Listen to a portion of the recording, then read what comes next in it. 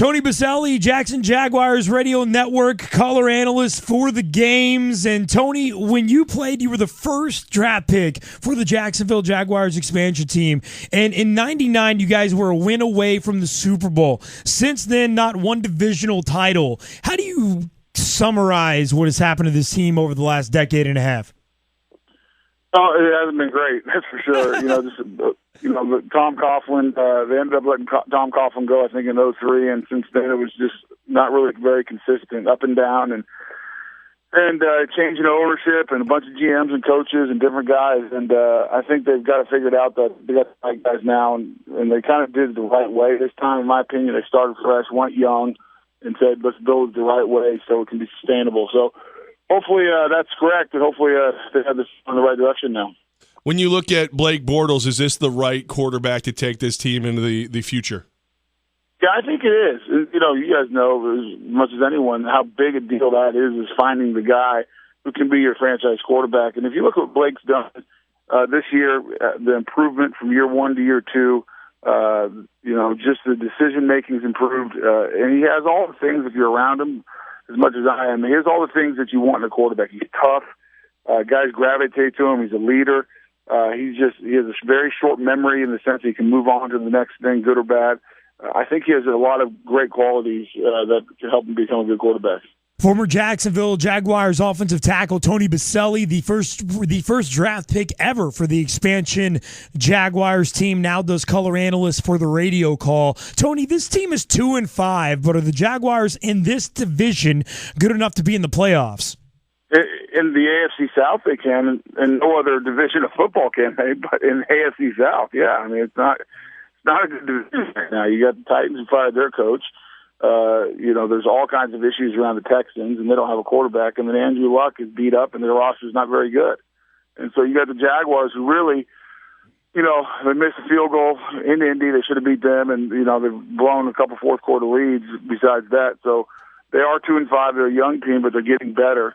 And you look at the schedule coming up, and you say, you know what? We have a chance to really do something. I'm not sure we even need to get to a winning record to win this division.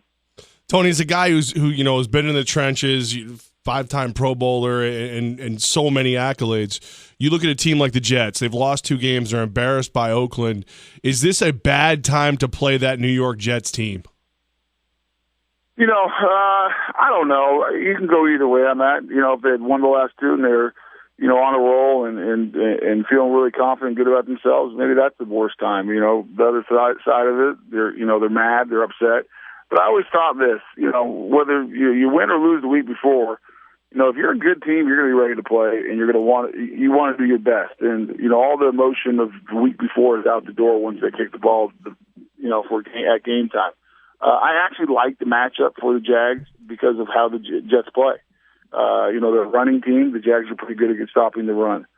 They don't rush the passer great, and so they can protect Blake. Now they're dominant front against the run, and they're if you don't get rid of it, and find guys, they will hit the quarterback. So I don't think it matters what's happened the last couple of weeks. I think the Jets are going to be ready to play. They understand they're in the wild card hunt based on the rest of the conference, and it should be an interesting game. Former Jaguars offensive tackle, now color analyst for the team, Tony Boselli with Armen and Levack on 104.5 The Team. Tony, we're up here in upstate New York. Doug Marrone was the head coach of the Buffalo Bills last year now, helping out with the O-line and the offense in Jacksonville. What does he bring to this team? He's a great teacher. He is a great offensive line coach and can teach the position and has helped them improve so much in that area. I don't know what happened in Buffalo or why he didn't want to coach there anymore, but I'm sure glad it worked out the way it did because he's a real asset to the Jaguars, and just watching him and having played the position and being at practice quite a bit. I haven't seen too many guys who are as knowledgeable and as good at teaching the nuances of playing that position. Ryan Fitzpatrick, Bruce Thumb, is this defensive line and defense licking their chops, just try to get their hands on this guy this weekend?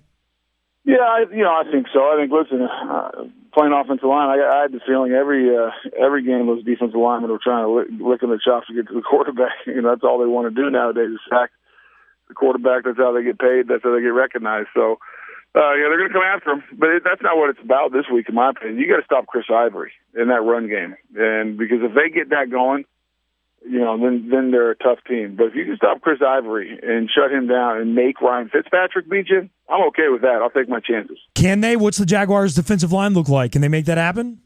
Yeah, they're pretty good against the run. That's where their strength is. They're not great at rushing the passer, but they got the free agent. They got a free agent at Miami, Audric, who plays a defensive end, big defensive end. He's a good run stopper.